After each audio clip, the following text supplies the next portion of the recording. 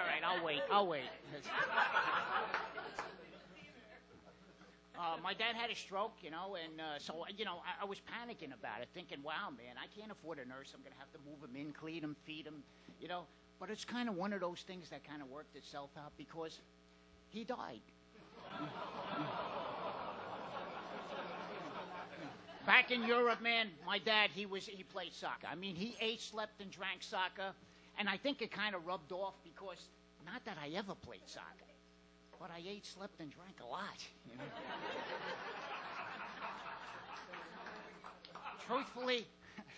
Truthfully, that's so funny, I'm laughing.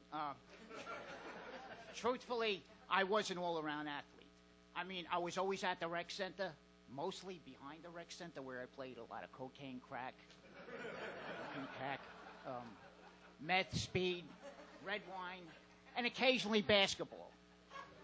Back in the day, though,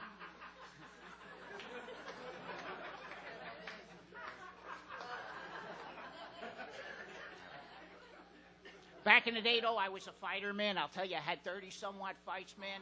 I was in real great shape. Got my ass kicked every time. But I loved it. I loved the conditioning, the road work, the sparring, the bruises, the swelling, the internal bleeding. I found it to be very cathartic. Right? You know how some people, as therapy, they use meditation. Some people write poetry. I like getting the shit beat at.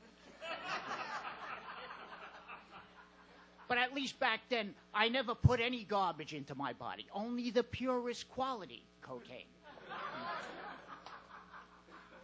Which made getting my ass kicked even more enjoyable. Lately, though, more recently, I've decided to move on to a more spiritual realm. It's just that I don't know where the hell you get the ecstasy. Any ideas? Recently, me and my girlfriend, right, we're getting along better. I mean, we actually had a breakthrough. Well, we are sharing the same bed recently. So I guess you could say that's a breakthrough. But, now when I have to cuddle up and get intimate with her, I'll never hear the old song, "Oh, I have a headache." Actually, first of all, she hardly talks to me, okay? But if she's not in the mood, she'll just, like drive an elbow into my groin and say,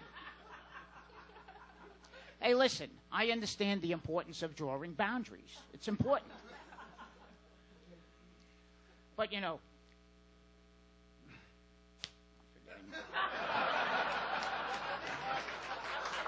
those things. I should have brought up my script. Okay. Anyway, but, okay. Elbow and groin.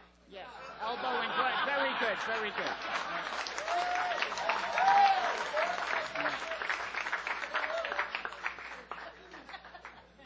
Anyway, I guess you could say she's violent, right? She is violent. But, but never when we're intimate. Then she's sadistic. But of course, only in a very, very compassionate way. Yeah. Anyway,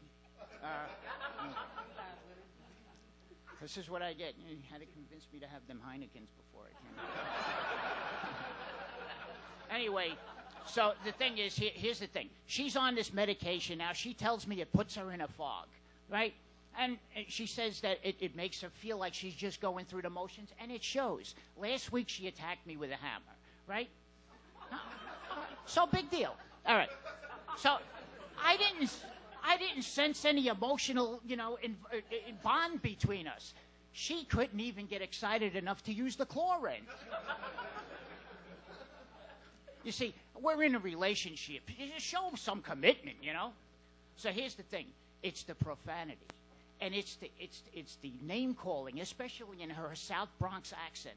That's what cuts like a knife. And it's certainly.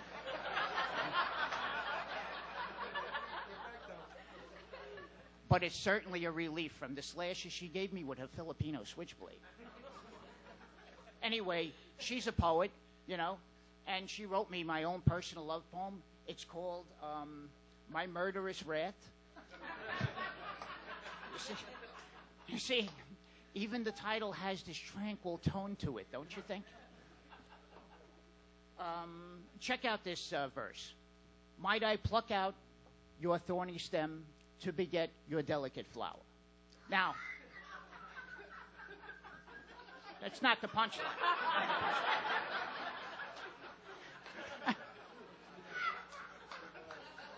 Now, aside from all the metaphor and symbolism, she told me that it meant, if I get snotty, I'll get bitch slapped around a bedroom. Okay, I mean, that sounds like it could be fun. And then there's this. I'll plunge the depths of your soul to emerge with your life pulse for you to behold. Meaning that she'd like to carve out my heart, rip it out of my chest, and show it to me. You see, after all of these years, this lady still loves me to pieces. That's about all I got. Thank you.